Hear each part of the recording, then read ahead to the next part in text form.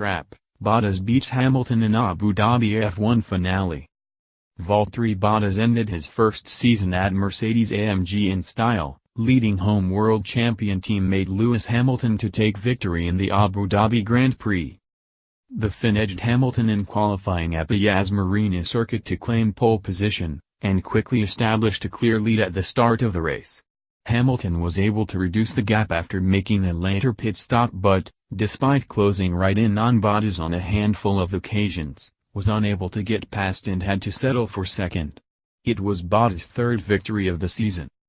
Opinion: is Lewis Hamilton Britain's greatest F1 racer? Sebastian Vettel finished a distant third, securing the runner-up spot behind Hamilton in the final points standings.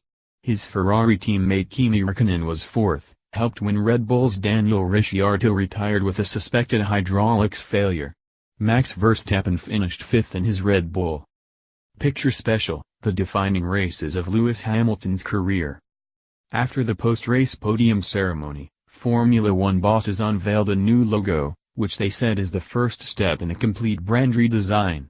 According to the accompanying release, the logo is designed to reflect an F1 car, flat, low to the ground and with a suggestion of speed.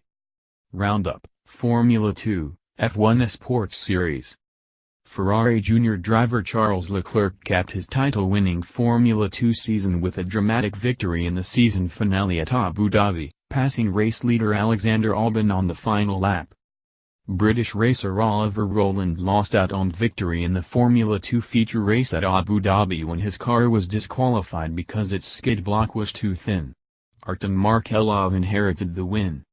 Briton Brandon Lee became the first Formula One Sports Series world champion, triumphing in a three-race series held during the Abu Dhabi Grand Prix weekend.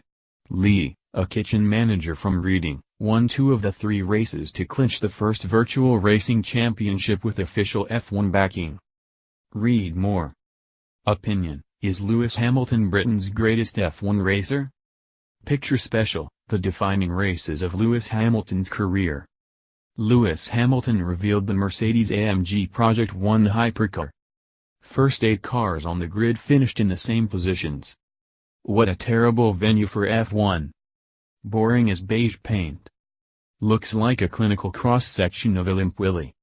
I have largely stopped watching football because of the animated advertising hoardings. They are annoying and having more movement off the pitch than on it makes the action duller. The same problem has invaded Formula One this year with the same effect. They made a dull race look even duller. Of course this isn't the only issue. Over-reliance on aerodynamics, and the DRS fudge because of that, but which removes skill-based passing is another big one. I am increasingly unconcerned that F1 will not be on terrestrial TV in 1 year, and I have watched it since the 70s.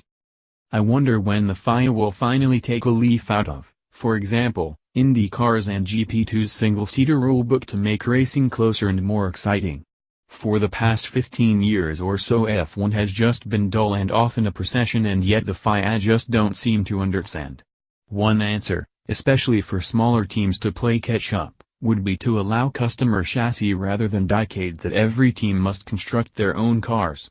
This approach is what contributes towards close racing in IndyCar, GP2 and LMP2. Buying a chassis would also be more cost-efficient for the smaller teams rather than going to the huge expense of developing their own car.